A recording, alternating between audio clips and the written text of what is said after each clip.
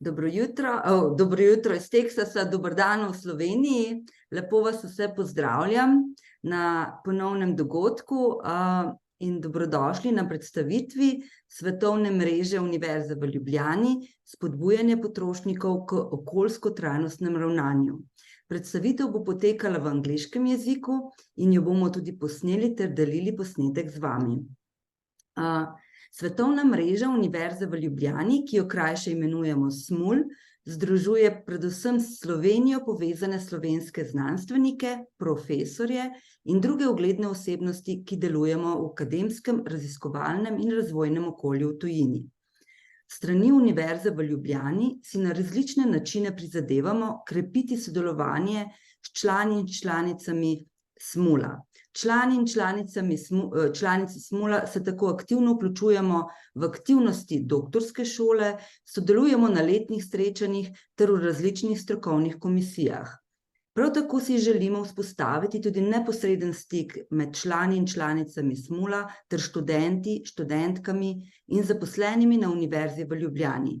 Zato vas vabimo k ogledu naše spletne strani SMUL, kjer lahko najdete več informacij o našem delovanju, o naši mreži, možnosti sodelovanja. Prav tako bomo veseli vseh vaših predlogov za sodelovanje s člani in članicami SMUL. S predstavitvami dosežkov članov in članic SMUL, ki smo jih poimenovali Znanost za vse, smo pričeli v letu 2021 na pobudo prejšnjega vodstva SMUL. V okviru teh predstavitev člani in članice SMUL ter njihovi sodelavci v raziskovalnih skupinah predstavijo svoje delo, svoje dosežke, izsledke raziskav ter dela njihovih skupin. Posnetke dosedanjih predstavitev si lahko ogledate na naši spletni strani. Welcome to the presentation of the University of Ljubljana Global Network of the University. And the title of today's talk is Enticing Consumers to Behave in Environmentally Sustainable Ways. The presentation will be in English and we will record it and share with you the recording later on. The University of Ljubljana Global Network, we call it SMUL, brings together Slovenian scientists, professors and researchers and other prominent personalities working in the academic, research and development environment abroad. The University of Ljubljana is working in various ways to strengthen the cooperation with SMUL members and affiliates, and SMUL members are actively engaged and involved in the activities of the university, including in the PhD school. They participate in the annual meetings and on various committees, student committees and expert committees. We would also like to establish direct contacts between SMUL members and students and staff at the University of Ljubljana. So we invite you to look at our website where you can find more information what we do and of previous talks and opportunities for collaboration. And we would invite you to receive your to post your suggestions for collaboration with our members. The SMUL member presentations, which we have called Science for All, was launched in 2021 at the initiative of previous SMUL leadership. In the presentation, SMUL members and their colleagues and younger members of the research group also, they present their achievement, their work and results, and also opportunities for collaboration. So we invite you to look at the previous presentations, as I mentioned, and they can be found on our website. I now give the floor to Ljubica Knežević-Felbar, professor at the University of Ljubljana, School of Economics and Business, who will moderate an event and also introduce our honorable speaker. We are very pleased to have Dr. Sara Dolnicar here with us. So Ljubica, please. Clementina, thank you for the word. And also I'm very pleased that we have Sara with us today. So I was thinking, how to present Sara, and I'm not going to read all of the, Sara published that many papers because there are many papers that Sara did publish, but, in how many editorial boards she is, and you know, that she's also an editor of a very important journal of tourism, because you all kind of know that, and if you Google it, you can see that. So I'm going to do a bit more than GTP can give you the information about Sara. It's going to be more personal, Sara, just saying, you know, all of the achievements, because I think that we kind of all of can find this information. But Sara is born in Ljubljana, if you didn't know, all of you. So she was born in Ljubljana, but she was raised in Vienna, and she finished her undergraduate studies in Vienna, but then she moved to Australia, where she's based now. She's working at the University of Queensland, and she's still really much connected to Slovenia, and I really appreciate that, and to university, not just of Ljubljana, but also Primorska. So she's really closely working with both university and helping us also in terms of the research and in terms of development.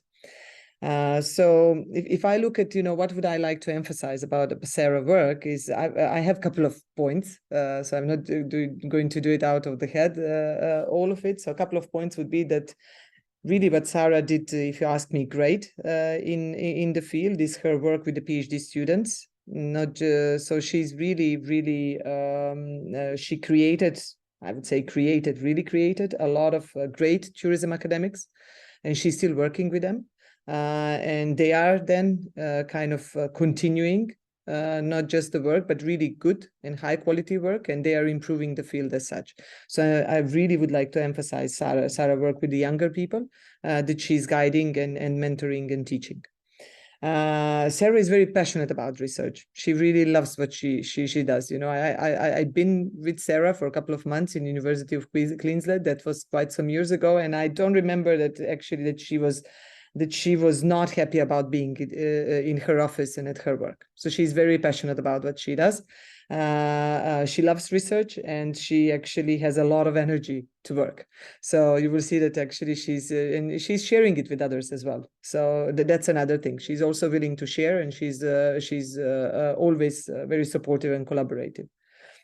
And really what I look through the Sara, not just papers, but whatever she does, she really looks for meaning. So you will not, if there is no meaning, Sara will tell you, we are not going to work on this.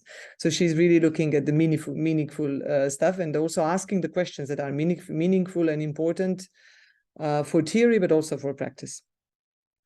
And she really had a huge impact on the field development.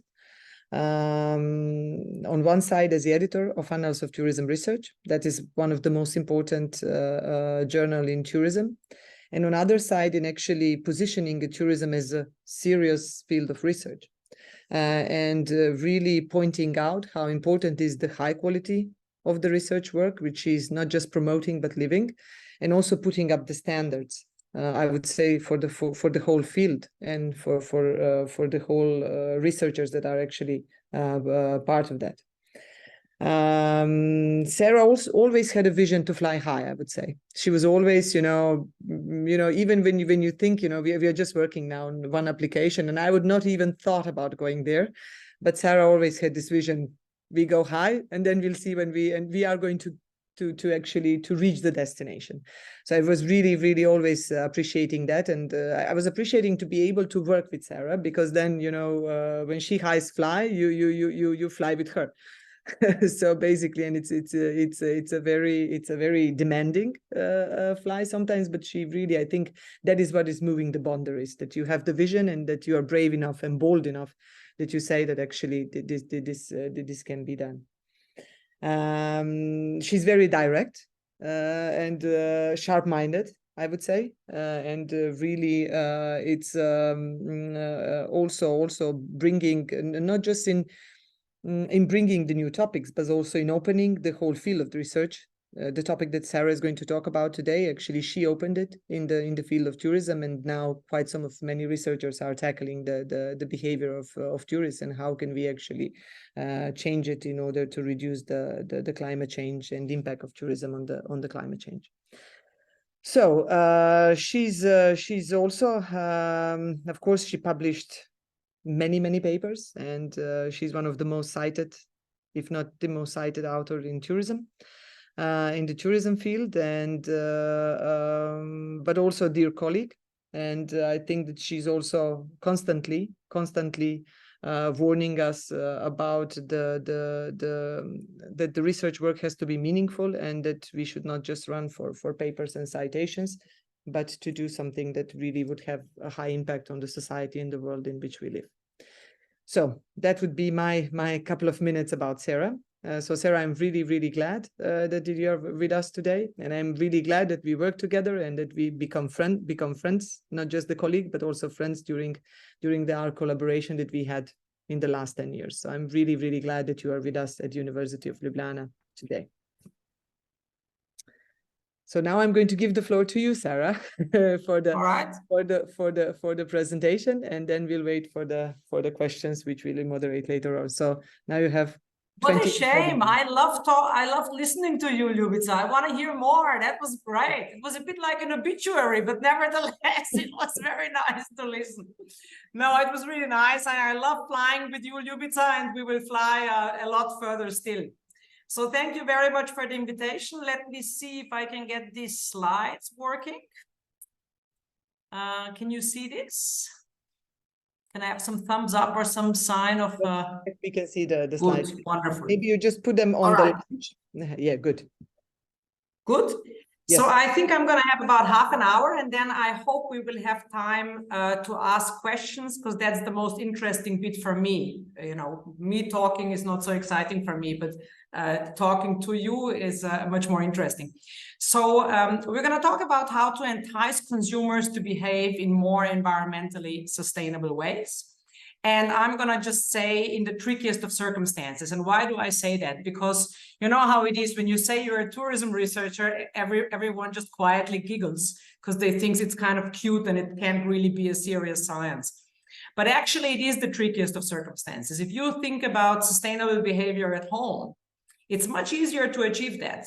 Electricity prices are rising, right? So if we want people to save electricity at home, we just show them the energy bill and they will save electricity. We go in the context of tourism. And in this context, actually, there's absolutely no benefit for people to be sustainable because they've paid the hotel and they want to max out on the benefit. That, of course, is in total contradiction to any sustainability. All right, so we're going to just backtrack for 1 second.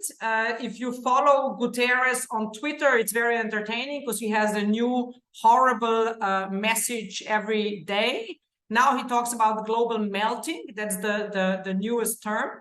But clearly we're on a highway to climate hell, he says, and with the foot still on an accelerator. And that's the thing I think is important to remember. So we know we're in a difficult situation, but literally we need to get the foot off the gas, and we just don't. We just keep going. And we now see the consequences in our everyday life and clearly must do something. And we can do that with technology, but that's not my field. I'm a behavioral scientist. So, you know, I can't find the big technical solutions, but what I can try to do is contribute with behavior change interventions. Now, for those of you who are not so familiar with the tourism industry generates about 10% of global GDP and is responsible for 1 in 10 jobs. So it's a really important industry in terms of, you know, feeding families and, you know, well-being. However, the price is pretty crazy, especially because we think of tourism as a very kind of romantic, lovely industry compared to mining or, you know, steelworks. But we do generate 8% of all CO2 emissions. We use about 300 liters of water per guest per night. Now, that doesn't mean showering water, right? But if we add watering the plants, filling up the pool, all these things, it ends up being about 300 liters of water per guest per night, and we produce 35 million tons of solid waste annually. So important industry, huge environmental cost. So if we want to keep the benefits of tourism, we need to find ways to reduce those negatives here. And the one positive thing for a behavioral scientist is that change in behavior could really make a huge impact if we can commit to it. You can see here in the IPCC report, up to 70% reduction we could achieve just by changing our behavior. And if you're familiar with the SDGs, we're very strongly aligned with SDG 12, responsible consumption and production. The one thing I wanted to highlight is if you read these goals, they are very fluffy and vague. They're not actually very specific. But there's two things that are very specific. One is not on the slide. One is food waste. So that's one of the few targets in that goal that's very specific. And the aim is 50% reduction. Very ambitious aim, but very important aim. And the second one I highlighted, you will see later in my talk why I'm highlighting it. Again, very specific. Develop and implement tools to monitor sustainable development in tourism. So very, very specific aim that we as scientists are able to respond to. All right, so what do we urgently need? Well, I would argue we need behavior change interventions that can entice consumers to behave more sustainably. Why do I say entice? Because forcing consumers tends not to work, right? So we need to find ways where we can make something attractive enough or make a structural change that changes behavior without implying a sacrifice of whatever the purpose of the consumer is in that situation. And what we also urgently need more than ever, especially for you who are in Europe, because you have this new environmental, I forgot what it is, directive. Ljubljana is an expert in this. We need automatic monitoring of environmental performance, because if we don't know where the real hotspots of the negative effects are, we can't do anything about them. And if we have automatic monitoring, and you will see some examples today, that enables us as behavioral scientists to run a lot more experiments, to have a much more effective way of succeeding and failing with our ideas, so we can produce the maximum number of successful behavioral change interventions. All right, I want to do a few examples. Now, all of them are not our work. You will know what's our work because it's mainly in Slovenian hotels, which is really lovely for today's talk. But I want to give you a taste what I mean with behavioral change interventions. It's all about objective measurement of what we want to change, learning from the observation, and then designing an intervention and testing in the field if that intervention is effective or not. So let's have an example, look at a few examples. Towel use. The most researched topic in tourism is towel use, which is quite amusing because it's probably not the biggest problem, but it's the most researched thing. So you can see this is joint work with Ljubljana and Bettina, who is just here next to me typing. So what we did here is we first started just measuring towel use and trying to understand which aspects of the guest mix in a hotel drive towel use up. And you can have, that's just a regression analysis, nothing particularly sophisticated. But look at this. Here's a few interesting insights. Kids are always a problem, right? So more kids in the guest mix, substantially higher towel use. Corporate travelers, absolutely fantastic. So corporate travelers are actually not at all a problem in terms of sustainability. And we suspect it's because for them, it's not a special time. For them, being in the hotel is just normal life. So this whole pursuit of pleasure is not as pronounced as it is in leisure tourism. And here for the Slovenian listeners today, the Slovenians are just brilliant. So the Slovenian guests, if there's a lot of Slovenians in the guest mix, towel use increases substantially. Now, why is that interesting? It's interesting because it points us in the direction of where we can start developing behavioral change interventions. And I'll show you a few of those interventions. The next one is not one that we did, but a very famous study on towel reuse. And it leverages, I'm not talking much about theory, but all these things to you will look very applied, but they're all informed by theories of human behavior. So this study was conducted in an American hotel, and what they're leveraging is commitment and social norm. Social norm means what other people think about us. And commitment is about me committing to a certain behavior. And so what they did here is they made people commit a check-in to reuse the towels. And in the most successful intervention, they gave them a pin. So these people, now remember, it's an American hotel. I doubt that would fly in an Australian hotel or in a Slovenian hotel. But these people are running around with their pins saying, yes, I'm reusing my towel. And that was exceptionally successful, 40% reduction in towels and massive cost reduction for the hotel. Importantly, no impact on guest satisfaction. Now you will see that pattern in all of the studies we do. We know we can't increase the cost because most hotels are small and medium enterprises. They just don't have the money to invest into sustainability. So we need to at least keep the cost neutral, if not reduce it. And we can never, ever mess with guest satisfaction. The moment we drop satisfaction, the hotel is going to say we're not doing it, right? So it's always we're operating, we want to increase sustainability, not reduce cost, not impact guest satisfaction. All right, so this is a great little experiment. And here's one we did in Bohin Eco Hotel with Ljubljani. You know the hotel, absolutely beautiful hotel. And we took it one step further. We said, instead of just doing the towels, how about we study the opt-out of room cleaning? Now, we did this many years ago. Now every hotel does this. But despite the fact that every hotel does this, there's very little data on how successful or not these initiatives are. So what we did is we had a very clear theory-driven design, if you want. So we started off by asking the hotel, how often do people waive the room clean? And that's very low, 3%. Everyone else just wants the room cleaned daily. Now, that was pre-COVID. That may well have changed. But at that time, that was the baseline. So what we did is we figured out that they were very skeptical about the hotel actually wanting to save money.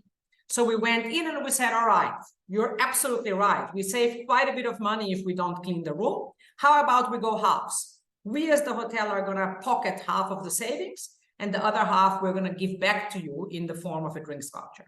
So this intervention reduced room cleaning by 42%. That is well and truly above any industry standard we were able to find at that time. Now, here it becomes really interesting. What do you think happens? I don't see you, so we can't have much audience participation here. But what do you think happens? Oh, sorry, that's just the guests being happy. What do you think happens when we add an environmental appeal? Now, think about it. Every hotel you go to, you will find a sign somewhere telling you save the planet, right? So that is what we always do. We tell people about the environment. So here we have the same condition, plus we tell people about the environment, and it has absolutely no effect. And we see that again and again and again. That's relevant because what we are currently doing is not working. Every hotel you go to tells you about the planet. We know it's not working. So we need other, more creative, a little bit more exciting ways of enticing people. But this was good. This was very successful. And then we went even a step further. Another study with Ljubljani. That's how much we fly together, Ljubljani and I. This one is a hotel in Ljubljani. It has mainly business tourists as guests, so quite a different target segment. And we did a classic nudging strategy with the nudging strategy called changing the defaults. You might have heard that about organ donation. So, you know, in countries where organ donation is the default, everyone's an organ donor unless they opt out. Organ donation rates are about 99%. If you have to opt into organ donation, it's only 12%.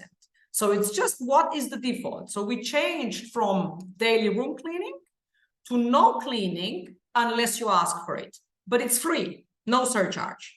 And that little swap in default reduced room cleaning by 63%, which is quite substantial. No impact on guest satisfaction. Remember, these are mainly business travelers. This is not a sand and beach destination where we're all sandy in the room. So really a very simple thing to do, no impact at all, huge savings for the hotel. All right, next one I mentioned already is food waste. That's something we are working a lot on. And our very first study started again with an observation. And that was in Histrion Hotel in Porto. All we did is we just measured the plate waste and we tried to understand, is there any factors we can track down that are driving food waste at the buffet up? And yes, of course we can. You can see here 3 buffet islands. So I don't know if you know that hotel, but it's a massive dining room. And usually they have 1 buffet island, but the more guests come, they add extra islands. And once we have 3 buffet islands, the food waste just absolutely explodes. And there are several theoretical explanations. I can't go into it because I'm 13 minutes in and I haven't even warmed up properly. So I leave that for later. But here's the next one. We know that already the moment we have kids, we're in trouble. So kids and all-you-can-eat buffets are a total disaster in terms of plate waste. And the other thing you can see is very, very big differences in country of origin. So the Austrians, you can literally see them sitting at Histrion. They just have their little, you know, hot chocolate and a croissant, and they will dip in and they will eat everything up. So big difference. Again, that's very relevant because all of these are target segments, right? And as we try to develop behavioral change interventions, we then choose which target segments to attack, if you want. And so the kids here were a really important point for us. And that's what we leveraged in our study. And what did we do? Look at this. This is super low tech. It's just a one-page piece of paper where a family got a stamp. Every day they ate everything up at the dinner buffet.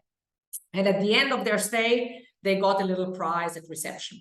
Now, the kids absolutely love this. We reduced food waste by, actually, technically it was, we reduced the number of families that ate up everything. We increased the number of families that ate up everything by 34%. That's the totally correct way of putting it. Massive reduction in cost for the hotel and super happy families. Now, that's important because remember I said we can't increase cost and we can't sacrifice guest satisfaction. Well, here is a real win-win, right? We have an environmental sustainability win. We have cost savings for the hotel, and we have not sacrificed, but rather increased the satisfaction of those kids. Because for them, it was a game. So we've actually added to their vacation enjoyment. So this was a really fun little intervention that was very, very successful for a specific target segment, which is the families. Other studies, one of my favorite studies, not by us, is again a very simple nudging strategy. We reduce the size of the plate at the buffet by 3 centimeters, and that drops plate waste by 20%. So, you know, it's very simple. We're not limiting anyone's freedom. They can go back and get more anytime, but just that little infrastructure change reduces plate waste and does not affect guest satisfaction. Same study, same authors, another very cheap solution. You put this sign on the table. And this is, again, I could talk an hour just about the theory here, but what it is it's really understanding what's going on socially in that dining room. And what's happening is that people are embarrassed to be seen by the others to go back to the buffet many times. So what the sign does, it says, no. That's not embarrassing. In fact, it's much more embarrassing if you're overfilling your plate and not eating up. So it's encouragement to go back again and again. You know, the sign probably costs $1 or €1 or whatever, and reduces food waste by 21%. So again, very, very small intervention with very, very good impact and no impact on guest satisfaction. Nobody's liberty is limited in any way. Back to Bochen Eco Hotel, just a little one. I have to hurry up. I have so many other interesting things I want to share, but this was another little default because when we debriefed with the hotel, the food and beverage manager says, what about the cotton serviettes? And we had no idea what the problem was. Well, it turns out these big cotton serviettes are not very environmentally sustainable. You can't reuse them forever. You use them about 70 times, very energy and water intensive to produce. And the moment you touch them, they have to be washed and ironed. So we did another little default change study. So instead of the white cotton serviettes, we put recycled one-way serviettes on the table. But we did put the cotton serviettes on the buffet. So again, we didn't limit freedom. If someone felt awfully the huge desire to have a big white serviette, they were still able to get it. Nobody did, though, I can tell you that. So it was an almost total swap over of replacement and no impact on guest satisfaction. However, and that's interesting, and that's a whole new topic, the manager of that hotel never adopted that because in their perception, it was just not fancy enough. So, you know, we're currently working with consumers, but there's a whole new research program about uptake by managers and a whole new research program about staff behavior in these contexts. All right, one more, hot water use. I love this one, not our study, but a very, very simple study. So in the shower, there is a little thing, a little measurement device that shows the person in the shower, the liters flowing through. And with no message, no save the planet, no nothing, just the fact that they're watching the liters flow through reduces. That's electricity, because it was the hot water they measured by 11%. Again, no impact on guest satisfaction, but very nice savings. And one last one, and then we move on to measurement and the stuff I'm really excited about right now. This is also not our study, but I absolutely love it because it shows you how a very simple, smartly designed intervention can have a huge impact. So we're now moving from the customer side, which is my interest, into the staff side. And we're going into the kitchen, and we want to reduce food preparation waste. And what the authors here did is something very simple. They took all the massive intransparent bins and they replaced them with smaller transparent bins. And this tiny intervention change, this tiny change of the infrastructure in the kitchen reduced food preparation waste by 73%. And you're going to ask why? Well, again, it's all about human behavior. So what happens here? First of all, they're lazy and they don't want to empty the bin. So if the bin is smaller, they go, oh, it's nearly full again. I'm just going to chop off a bit more of the cucumber, right? And the second aspect is that the chef sees what's in the bin. And if they see something's been discarded that shouldn't have been, they will tell the staff that's just not good enough. And between those two effects, if you want, we achieve this absolutely marvelous result in improved environmental performance and cost savings. All right. Oh, yes. I hope Ljubljana doesn't mind, but we've also had a lot of, and I want to say that especially if there's PhD students and early career researchers among you, you have to shoot high, but when you shoot high, you will have a lot of failures. So I thought I'd share two of our massive failures. One was also Eko Bohin Hotel, and Ljubljana did an amazing job. She had all this automatic measurement of towel use, electricity consumption, everything. And then we had these fabulous little stickers, and we put them exactly where the behavior occurs. So for example, for the electricity stickers, we have it literally next to the light switches, exactly where the behavior is that we want to change. And I don't need to discuss the details of this, but you can see each of these plots is one experimental condition, and you don't have to be a statistician to see nothing's happening, right? So in this case, we were targeting beliefs. We were hoping to activate pro-environmental attitudes. We had a humorous condition. Absolutely nothing happened. So, bad luck. And another one, which actually was one of my all-time favorite studies, because I think it was so cool, but it also failed miserably, was what we lovingly refer to as our fat cat study. And that was in Hotel Metropole in Porto Roche. And it's a good example of how we work with industry rather than imposing our ideas on them. So here they want to reduce, again, food waste at the buffet. And turns out they literally have a cat called Marco, and Marco is exceptionally fat, all right?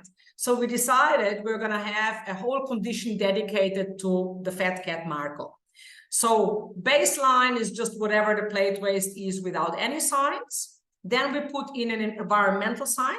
So it was a cube in 4 languages on the table. Usual thing, save the planet.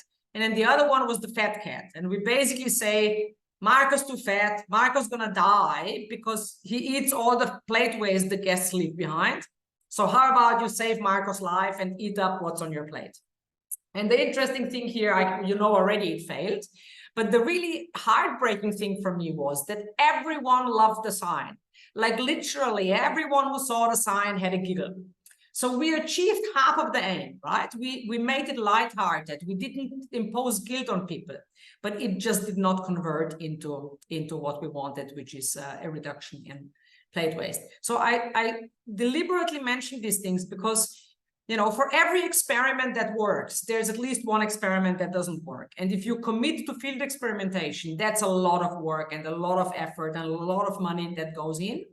But, we remain motivated because when it works, it's just so very satisfying. You can then really go out and say, you can go out and say, if you do this, we can guarantee you that this will be the effect. All right, enough on the failures. Now, what I'm really excited about right now is the automatic measurement, because if you look at all these experiments, they are super labor intensive, they are slow, they are expensive, and ultimately they're random. Everything I tell you is like one hotel here, one hotel there. There is no system, right? I can't give you any information about the heterogeneity in the results, independence of the kind of hotel.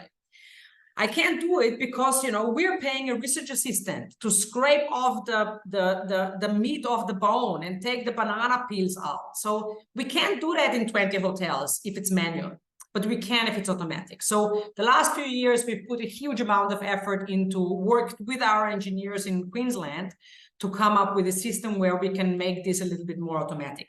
This was my big vision. I'm nowhere close to it, but the big vision was that you would have lots of hotels that are wired up and they're automatically transmitting data. And then we have baseline, and then we can do these experiments and see how they work under different circumstances.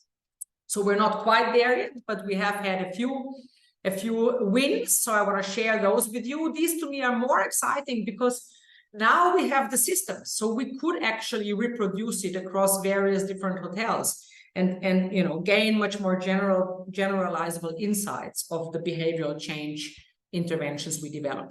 Now, this was in a Chinese hotel, and my engineers always make fun of me because they say, Sara, if we develop a new system, we don't test it in China, we test it at home first. But this was during COVID, right? All Australian hotels were shut down, no buffet was operating, and my research assistant was stuck in China. So that's what we did. We went to China and we did a little plate waste experiment. And these are the stimuli. My PhD student, Oscar. Oh, wait a minute, not yet. I'll first show you what we're doing. So in terms of the devices, we have a plate waste scale. The waiter brings the food leftovers, chucks it in, and we have the waste in grams, and we can see it increase as the bin fills up. And the other aspect is a people counter. So we automatically count how many people come into the dining room. So between these two things, we can calculate plate waste per person per meal. And that's the dependent variable we want to improve. So then Oscar, my PhD student, went, and he is from China. So he tested two different interventions. This one, and I know most of us can't read it, but Oscar tells me that what it says is it refers to an old Chinese poem. A poem that all kids learn in China. It's about respect for the hard work of the farmers. So that's sign number one. Sign number two is much more blunt, but it's not threatening. It basically says the chairman supports the Clean Plate campaign.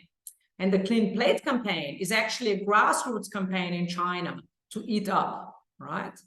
Good. So then we tested this first in a survey, and the romantic poem was immediately shown to be ineffective, but the chairman's endorsement of the Clean Plate campaign worked beautifully. And you can see here, this is the actual data from the plate waste measurements at the hotel. So the blue line is the plate waste per person per day without the table sign, and the red line is plate waste per person per day with the table sign, and overall that leads to about 7% reduction. You could say that's not much. I would argue it's a lot, given that the sign costs 10 cents and we can achieve that reduction every single day. All right, another one, I better hurry up, otherwise I won't have any more time to take your questions. This, we went finally home, so the engineers were very happy. That's just next to my office, and this is a student college. Well, it's a residential college where students live. And the problem the college has is that they have huge energy costs. So what we did is we wired up all the rooms with heaters. So we measured the electricity use of the in-room heater. And for 13 rooms, we changed the system, how the students operate it. And we just simply put a timer on, right? So they pressed it, it ran for 2 hours, then it switched itself off. And you can immediately see, just at looking at the distribution of energy cost here, the purple rooms are a lot lower in energy cost. Overall, the timed version of switch on, switch off reduced electricity by 60%. Now, you can only imagine what that means for a residential college. So they've changed it all over. And interestingly, you will say, were the students annoyed? Yes, one of 136 was annoyed, but generally they didn't care at all, because they admitted they would often switch the heater on and go to the uni, listen to lectures all day, forget about the heater. So in fact, they perceived it as helpful because again, they could switch it on as often as they wanted. All right, now I'm gonna have to speed this up. What we're currently fascinated about is mini fridge electricity consumption. These are the sensors and these are the measurements. I'll just do this real quick. The blue ones are the electricity use. So what you see, that's almost the same level, but the red line's interesting because that's how often people open the fridge. And you can actually see that there are some people who open it a lot, but a lot of hotel guests don't care about the mini fridge. So this is something we're now working with hotels. We're trying to convince them to have the fridges only in selected rooms because it uses a lot of energy and it does not appear that it is as appreciated by guests as we would expect. And another one I'm really fired up because we're just about to launch a major experiment on this one is air conditioner use. So we have this little device which we put next to the vent of the air conditioner, and you can see the blue line is basically the air conditioner in the room. You can see 15 degrees, and then some crazy person cranks it up to 30, right? And it goes down again and back to 30. And the green line is just an outdoor sensor. So that shows us day and night. It's just the outside temperature. So this is brilliant because we are now deploying these sensors across 5 hotels in different states in Australia, and we have different interventions, and we will test which one works best. This is probably the single biggest request we get from hotels. They are just paying through the nose for electricity for air conditioners. So anything we can do here is another win-win because it saves a lot of money and is clearly fantastic in terms of reducing carbon emissions. All right. Just quickly wrapping this up. So basically all we are doing here is field experimentation, not strictly, but let's call it a quasi-experimental design because we can't randomly assign participants. But importantly, we can now automatically measure with technology what the status quo is, the baseline. Then we can trial all sorts of interventions. Most of our interventions are not random. They're very much theory informed. And then we use technology again to see if we've achieved our aim or not. And in terms of environmental behavior by tourists, there's kind of 4 theoretical approaches. And here's my view of the world. And then I'll show you a few results from meta-analysis to wrap things up, literally the last few slides. So what we currently do most frequently is we try to change beliefs. We preach to people about the planet and all these kind of things. Everything we've done over the last 10 years shows us that that's not working at all. Very ineffective. More effective is social norms. So that's kind of, if you want, peer pressure. Yeah, peer pressure. What do people you care about think about your behavior? The thing we are doing, and I think we're not doing enough of that, especially in contexts where people pursue enjoyment. That's not only tourism, it's leisure, it's, all sorts of contexts. Is if we can find ways that increase enjoyment, that attach increased enjoyment with the desired behavior, then we're really onto something. That's like the stamp collection game in the hotel. And then, of course, always the winner is nudging. So whenever we can change the infrastructure in a way that doesn't upset guests or consumers more generally, that will almost without any doubt be the most effective intervention. And what have we done in the past? So this is a little literature review. Just to confuse you, I've flipped it from horizontal to vertical. You see the beliefs is the very first column there. And the fact that the bar is so high shows you that by far the most research is done on beliefs. However, the success rate is quite low, actually. And that's without accounting for publication bias, right? So even among the published papers, only 60% success rate. When we pair it up with social norms, the success rate is even lower. We are under 50%. Now let's look at the ones we think are promising. Nudging, wow, not much research, but if it works, it works. 82% success rate, and increasing enjoyment, 100% success rate. Now, of course, that doesn't mean much because you see there's not many studies. But I hope what it shows you is that really it is the time to not keep doing the same thing again and again. beliefs really have not proven to be the path to success. So you know, I would encourage people to abandon that and look at alternatives. And I will skip this one. That's a meta-analysis that pretty much shows the same. So I'll go to the conclusions because I'm hoping for some exciting questions. We are not very good at triggering sustainable consumer behavior at all. So there's a lot of work to be done. That work needs to include more different theory-informed practical measures. What do I mean by that? Not another belief, not another social norm, but we need to broaden our horizon. That also means we need to improve theory. We're still using the theory of planned behavior. We're still using theories that are decades and decades old. There's nothing wrong with them, right? But there are other theoretical constructs, other approaches that we must try to give us a better chance of developing effective behavioral change interventions as quickly as needed, right, to stop global melting. And we need to do automatic measurement. You know, we can't achieve the speed we need if we do manual measurement. And finally, it all has to be collaborative, right? As you can see, none of these field experiments are possible without a really close collaboration with industry. But that's hard, and it's hard work, and it's, you know, exhausting, but when it works, it's just so much more satisfying because you know, you understand why it works, so you've made theoretical progress, but you also see the real potential for impact. And that's it for me. So I am very much looking forward to taking some questions now. Thank you.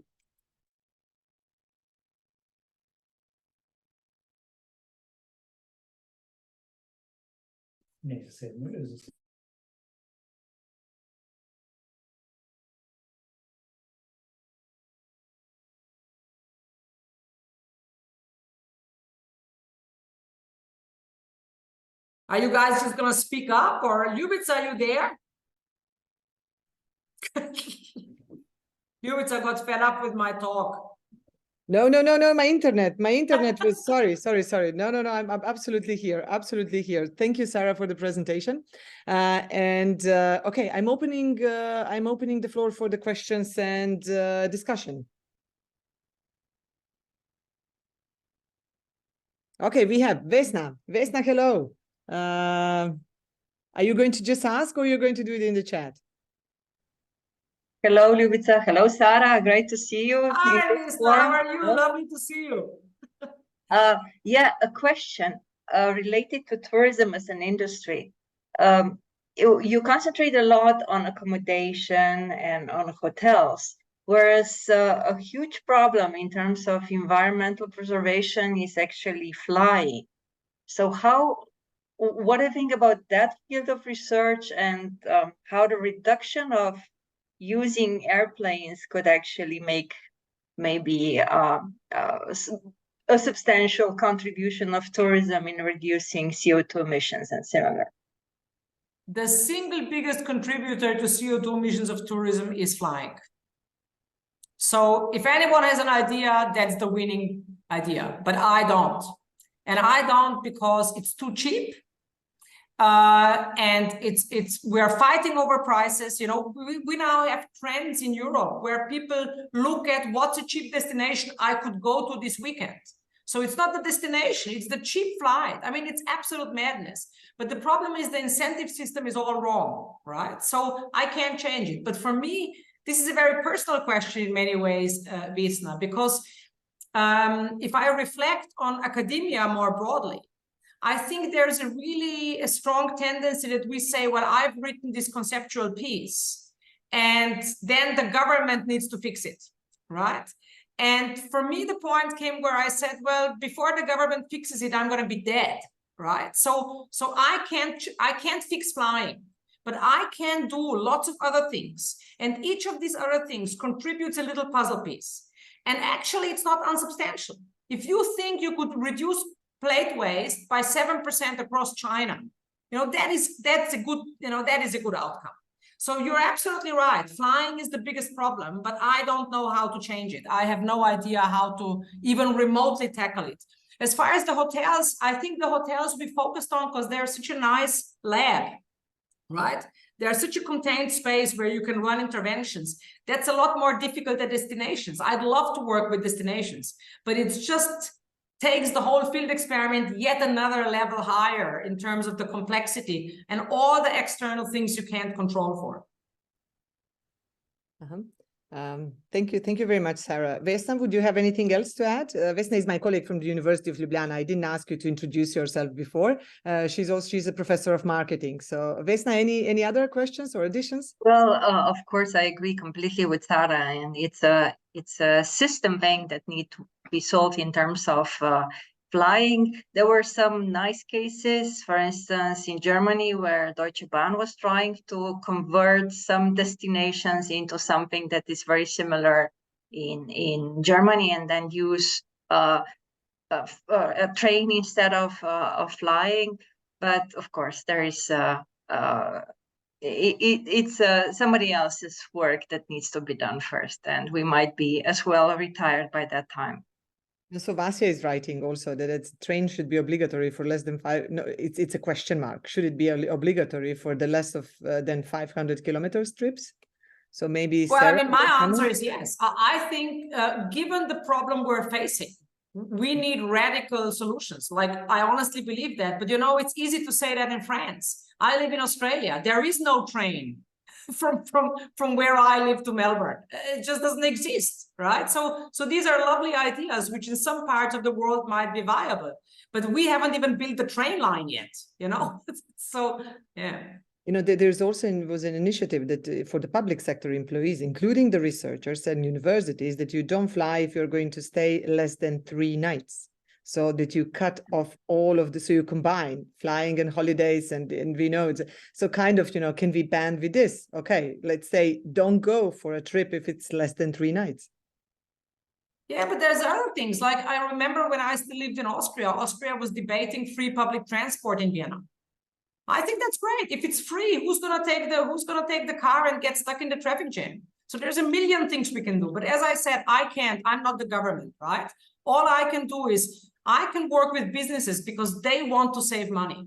So if I can develop an incentive intervention that I can prove saves them money, ooh, they're all excited. They're not excited because of the environment, right? They're excited about the cost savings, but I don't care. As long as they adopt it, I don't care what their motivation is. So, yeah, I mean, I know it's not as effective as being the government, but I'm too old now to change my business. So I'm not going to be the prime minister anytime soon. Yeah, and Vasya is also writing. Michaela, I'm going to give you a word in a second, and to get the question. He's writing that in the last 15 years, China built all of their trains.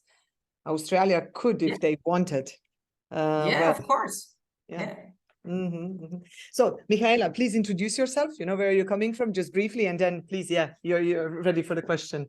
Michaela Pavlichev, I'm a evolutionary biologist at the University of Vienna. So, no, I just wanted to note that there is a little bit of move against flying coming now, at least in the younger faculty, where it's similar as you know, with the medals, where it's actually a kind of you know, you get positive vibes if you are the one saying, well, I'm not flying for, you know, environmental reasons. So it's changing exactly this same with the same incentive. It's something positive if you actually reduce your flying. So you know, not going to the conferences if they can be hybrid and stuff like that. So it's interesting to see, and that's entirely behavioral. Yeah, so absolutely. Flight shaming. That's a very European thing. No flight shaming in Australia, I can tell you that. Yeah. So, but yeah, absolutely. Yeah. Okay, thank you, Michaela. Any other comments or questions? Perhaps I have a little one. So how many of the experiments you think are actually highly culture specific? Because of course behaviors are, values are, right? You would probably get a different result if you wrote something similar as in China, perhaps somewhere else in the world, right? Absolutely. Yeah, no, there's no doubt. Absolutely no doubt. That's why we want, in fact, we wrote one paper where we compared Slovenia with China, pretty funny. But because they're actually both collectivist cultures, so it was quite interesting. And it was particularly interesting because the Slovenians have transferred their behavior from home into the vacation, whereas the Chinese do the exact opposite. So they are very careful at home not to, they will always reuse for the next day's meal. But when they go on vacation, it's all on for young and old, right? And it comes culturally from almost, I shouldn't speak on behalf of my colleagues who understand this better, but it's almost the sense of, this is my holiday, it is my responsibility to enjoy myself. So it's almost a responsibility to let yourself go, right? So there's nothing as wild and crazy as Chinese people on a cruise ship at the buffet, right? Just gets absolutely crazy. So absolutely cultural difference. And that's why, you know, my aspiration is that we can, once we have automatic measurement in different countries, in hotels of different star ratings with different guest mix, well, then we're really in business. Then we run the same intervention across all this heterogeneity. And then we can make really strong statements and slice and dice the data to give very specific recommendations. Definitely. And also maybe Sara, I'm just going to give then the floor to Jasmina Dlačić, because I see the hands up. Maybe just reflecting on the hypermobiles. I think that majority of it's inequality in travel as well. It's not that everyone can travel and everybody is contributing for the CO2 emissions. It's like a small amount of the population. I was just reading recently, you know, that actually, I know 5% of the people in UK would be responsible for 75% or 70% of the whole of the emissions. So those are the hypermobile people.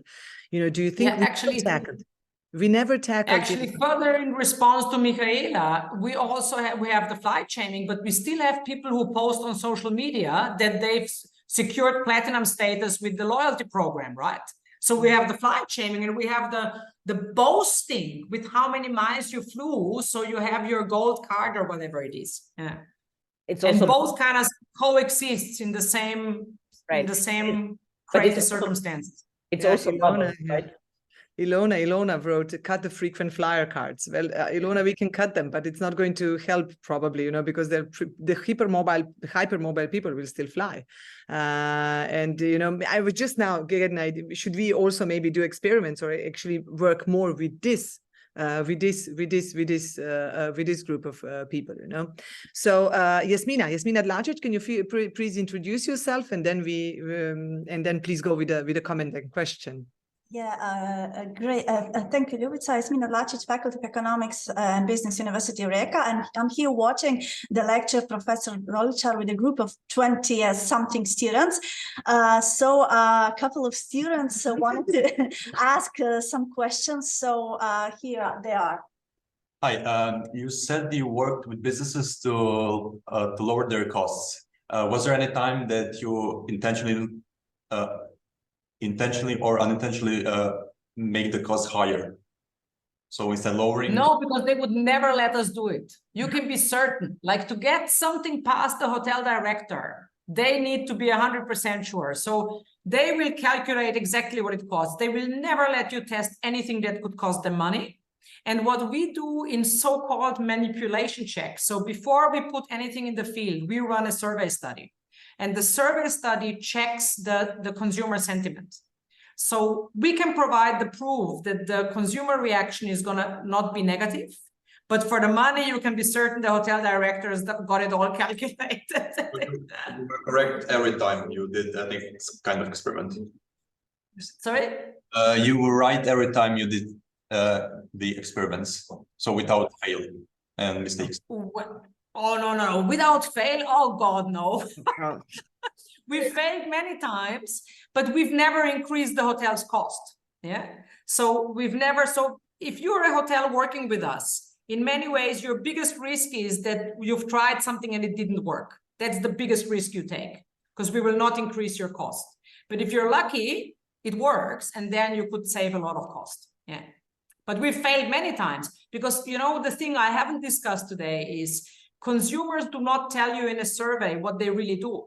So all these interventions, you can never test them in a survey. In the survey, everyone's an angel. You know, nobody litters, everyone reuses their towels, everyone eats up their food. But then you go in the field and you observe behavior, it's a whole different story. Yeah. I have another question regarding Marco, the cat. Do you have concrete evidence why it failed? No, I don't have evidence why it failed. No, I don't. And here's the problem. I'll tell you why. By the way, we have someone who's really keen to talk theory, Ljubica, because that. Yeah, I see. I'm getting. You see, the problem is the hotel will also not let you do surveys, and I don't blame them because these people are paying money. You can't go running around there surveying them, right? So we do the survey first. Then we learn about consumer sentiment. In this case, we knew nobody's going to be upset with the fat cat story. And we knew that they would giggle. We knew they would like it. So that's what we took into the field. And then in the field, all those emotions were confirmed. We could see it in the dining room, but it didn't translate. So no, we don't understand why we maybe didn't bring it home to them that it's their behavior. You know, maybe they could say, oh, that's kind of cute and funny, but it has nothing to do with me. But I'm just speculating. Okay, I have no scientific evidence for that. Great, thank you. Thank you. And I have, can we have just another question from a student? Just one more. Yes, yeah. Go ahead. Hi, so you were talking a lot about food waste and buffets, but have you ever maybe done a study in a hotel where they don't have buffets, but rather a menu where people order? So they actually have, I don't know, for example, a la carte, and then there is like a meal and a dessert. And when they get it on the plate, maybe, I don't know, they waste less because they don't have like an open buffet, but still a lot of options. Yes, we know that works. So that's not the challenge. We know that even at the buffet, if you have a staff member portioning, there's no food waste. So the problem is the moment you're portioning it, it's a whole different ballgame. The problem are all-you-can-eat buffets where people just go insane for no good reason, right? Because they can always come back for more. And it's actually a lot more appetizing if there's not too much on the plate. Yeah, so no, you're absolutely right. If it's pre-portioned or a la carte, that's much less of an issue. It's the all-you-can-eat buffets that are the real killer in terms of, but you know, guests love it. Everyone loves an all-you-can-eat buffet, so the service providers offer it. Yeah. Okay, thank you. Thank you. Thank you. Regards to University of Riga from Ljubljana as well, and from Vienna probably. Yes, Sara. Okay, we have. I'm just going to go to theoretical questions, but before that, Vasya was saying that the fat cat posters were badly designed. There were no posters. There were a live cat there, if I understood correctly, Sara. So Marco was not a poster. Basically little cubes. There were little cubes that were on the table.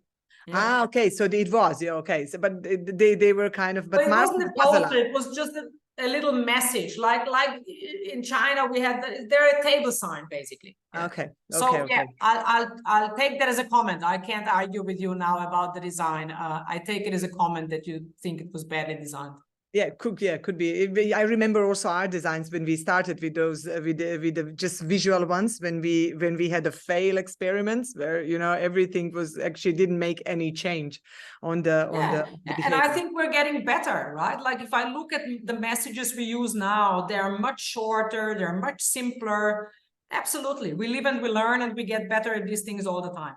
Yeah, we do have two questions, like you said, regarding the theory. The first one is from Christina, and she's asking, I have a short theoretical question. Which theories would you suggest to look into when pursuing into sustainable oriented behavior change research?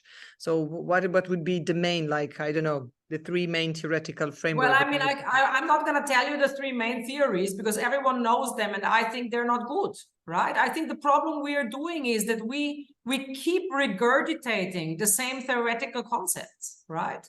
So, I mean, we're working on a totally different theory now because there's constructs that have been ignored. For example, one construct that is ignored in all the main theories of human behavior is habit. Now, we know that 43% of our behaviors are habitual, 43%. And yet, the theory of planned behavior, which is probably the foundation of 80% of all social science work, totally ignores the existence of habit. Let's take a look at value, belief, norm theory. That's probably the main theory in the sustainability space. Habit plays no role in it, right? All our existing theories are absolutely overestimating the value of cognitive constructs. They assume that we go to a hotel, we see a sign that tells us about the planet. So we take the sign, we sit down, we read it, we study it, we process it, and then we make a decision. But that's not how life works, right? So I would encourage you to not use the same old theories again and again. That's a dangerous recommendation, because that'll make it really hard for you to publish, because reviewers just love the same old stuff again and again, and they're really challenged if you don't give them the same old stuff. But the same old stuff is not pushing us, right? We're not getting any better at changing behavior. I mean, we don't have to talk about sustainability. Look at, for example, vaccinations during the pandemic, mask wearing during the pandemic, right? If you think about it, both are major failures from governments. They didn't manage at the time where they wanted to convince people to do these things. They couldn't do it, right? So that is where we need to understand how we can change human behaviors. Sorry, I got carried away. What was the question? No, it's a very, no, you're very... Theories, yes. I think that, look, there's about 5 million theories of human behavior, and all we do is the theory of planned behavior and value, belief, norm theory, right? So you could be inspired by any theory, reactance, cognitive dissonance, you know, like there's a million theories. If you take a Psychology 101 textbook, it's just bursting out. So try some new theories or invent your own theory. Why not, right? Just do some introspection, some observation, and try something new. That would be my advice. I think you actually, Sara, answered on the second question from Natasha, that you elaborate more on new theoretical approaches, because you already tackled them, you know, and saying them that actually we have to, you know, think a bit more and going not just out of the box. But the example of habits, it's just kind of, you know, when you say it, it's very like insane that is not inside of it. But, you know, maybe if you can just reflect briefly on that, what would be the new theoretical approaches in the field? Well, I mean, I would say that the construct we are working with is enjoyment or pleasure. That is not at all in any of the theory. Now, you could argue, you see, all these theories are so general. You could say, well, if it's an enjoyment, it's actually the belief that you will enjoy it. So it's actually captured by beliefs. But that's not how we operationalize these theories, right? So it's kind of a cute argument, but it doesn't capture reality. Habit is another one. Effort is maybe more used. So these are all constructs that are not, you know, we all know them, but they're actually totally excluded from dominant theoretical approaches. So, yeah. Ilona, I didn't want to say something else, but now I forgot. Yeah, Ilona is writing that she have seen the attempts to build the habits into as an addition to the theory of planned behavior. So it would be good, Ilona, if you can, you know, you can maybe just, connect and share it with us just briefly, because we are running out of the time. I probably have 2 more minutes. Yeah. Well, I think the other thing you can't forget is if you read the articles, they will all mention, habit. It's mentioned. But this is not what matters. What matters is it operationalized? Yeah. Unless it's measured, it's not in the theory. Just because some footnote said, and we need to think about habits. Yeah. Like value, belief, norm theory, the author is elaborating extensively on habits, but it's never operationalized. So it is not measured, and therefore it is not actually empirically used as part of the theory. Yeah. Thank you, Sara. Ilona, I will give you the final word, you know, the final question or comment before we close up for today. So Ilona, go ahead, and maybe introduce yourself. Yeah. Hello, thank you. Biotechnical faculty. I'm not sure I can actually say with confidence that I've seen habits built formally into the theory of planned behavior, so I'd rather not elaborate on that too much. But if I can maybe ask, I'm wondering if you worked with incentivizing taking away extra food, which is something that I think is also quite culturally dependent. Absolutely, but that I can't make that work, right? Because think about the hotel. Everyone's going to be very happy to take away food. But the hotel is going to say, no way, I'm going to give you a Tupperware, so you're going to take half of my buffet home. So I think that's the problem, right? All of our behavioral change interventions have to operate within certain boundaries. And one of the boundaries is you cannot create more cost. Of course, if you do that, you will reduce food waste. But the hotel is never going to implement it because they have no rational incentive to give away free food from their buffet. Yeah. So yes, it will fix one problem, but you will not get uptake. And I think that's the interesting thing for me, that it's even worse. Sometimes we find solutions that actually do represent a win-win, and still I can't get the managers to do it. So, there's this whole other frontier. We're developing all these interventions. We can prove they work. We can prove that why they work. We can do all these things. And then the manager says, yeah, but my gut instinct tells me I shouldn't do it, right? And you go, what about what kind of gut instinct? Here's the science. It works. It saves you money. Why, right? But yeah, the thing with the takeaway food, yeah, of course, it's going to fix food waste, but you will have zero uptake by the food service providers. So it's just not practical. It's just not going to be implemented. Yeah, the one would also be that you have to pay if you didn't eat all of your food. I heard that somewhere. Yeah, that works beautifully. We know that. But again, that's not something you can implement. You can't go to the Hilton, charge $300 a night, and then say we're going to charge you 50 cents if you don't eat up. It just doesn't work, right? You can do that in the student eatery, but you can't do that in a hotel. It's just not possible. Sara, thank you very much. I'm going to Clementina. We are ready to close up with the discussion today, because I think we are running a bit over the time. Not a lot, but just a bit. So thank you, Sara. You got a lot of comments and they are thanking you for the inspirational speech. And I really also in my name, I live with you especially through the first part of the presentation on the studies that we did together, and I'm sure that we'll do more of them. So thank you very much for the presentation and for being with us today. And I'm going to leave now the word to Clementina to close up the discussion. Thank you, Ljubica, and thank you, Sara. That was great. Maybe I forgot to introduce myself before, although then I pushed on Ljubica to make other people introduce themselves. So I'm Clementina Fontazer, currently at Texas Tech University in Amarillo, Texas, and together with Dr. Mihaela Pavlicev and Boštjan Kubeh from the same university, who is from the same university than Sara, we are in current leadership of SMUL.